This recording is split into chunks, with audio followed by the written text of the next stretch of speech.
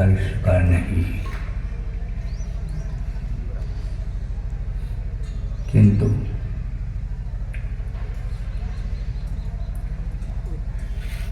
विषाद का प्रसंग आया।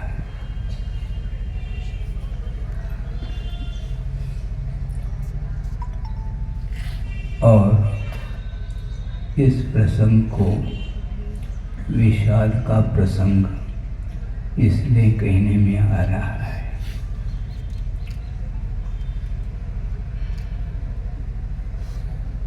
एक दिव्य दृष्टि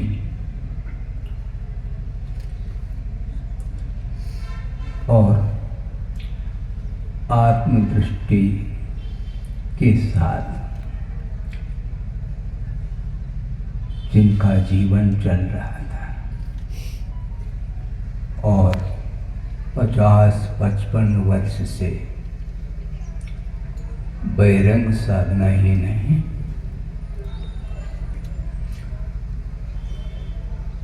अंतरंग साधना के साथ,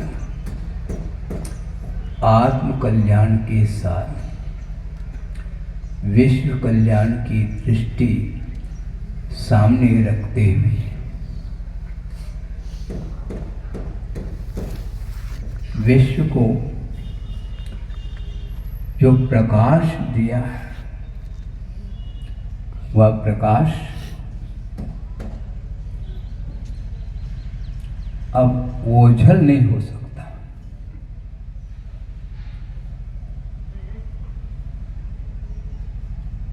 सूर्य प्रकाश के माध्यम से दिन में सारे पदार्थ प्रकाशित होते हैं और सूर्य अस्त होने के उपरांत निशा में और सारे पदार्थ ओझल हो जाते हैं। किंतु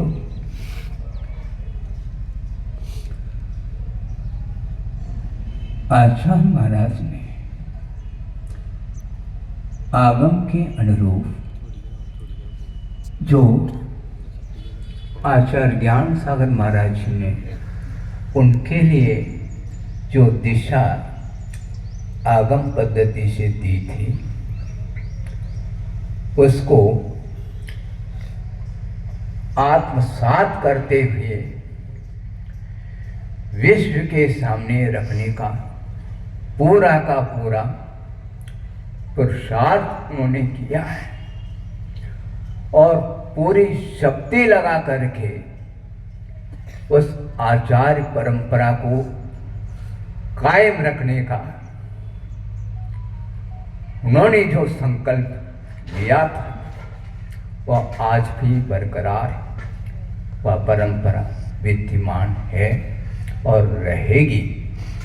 मैं ज़्यादा यहाँ पर प्रवचन की दृष्टि से नहीं कह रहा हूँ। प्रसाद सागर महाराज जी ने जो मंगलाचरण किया, उस मंगलाचरण को लेकर के मुझे वह स्मृति आ रही है, क्योंकि वही मंगलाचरण मैंने आचार्य महाराज जब द्रोणगिरी में 8 मार्च 1980 जब जैनेश्वरी दीक्षा देने के लिए तत्पर थे, उस समय हमने उनके चरणों में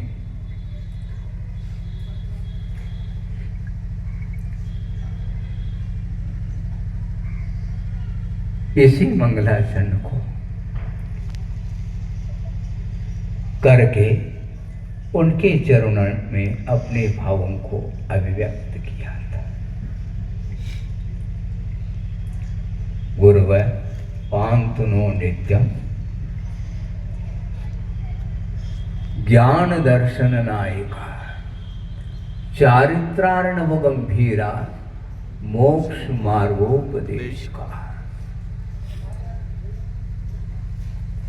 उपाध्याय परमेष्ठी मोक्ष मार्ग के उपदेशक होते हैं, किंतु आचार्य परमेष्ठी मात्र मोक्ष मार्ग का उपदेश नहीं देते, किंतु मार्ग पर चलने वाला जो शिष्य है उस शिष्य के लिए जो चारित्र प्रदान किया जाता है आचार्य के द्वारा, उस चारित्र को निर्दोष पालन करने के लिए वे कटिबद्ध होते हैं। आचार्य पूजपा स्वामी हुए हैं, उन्होंने आचार्य के लिए कुछ विशेषण दिए हैं, उसमें से एक आध विशेषण आपके सामने रखना चाहता हूँ कि वह एक महत्वपूर्ण विशेषण ये है, परहित प्रतिपादन एक कार्यम, ऐसा कहा।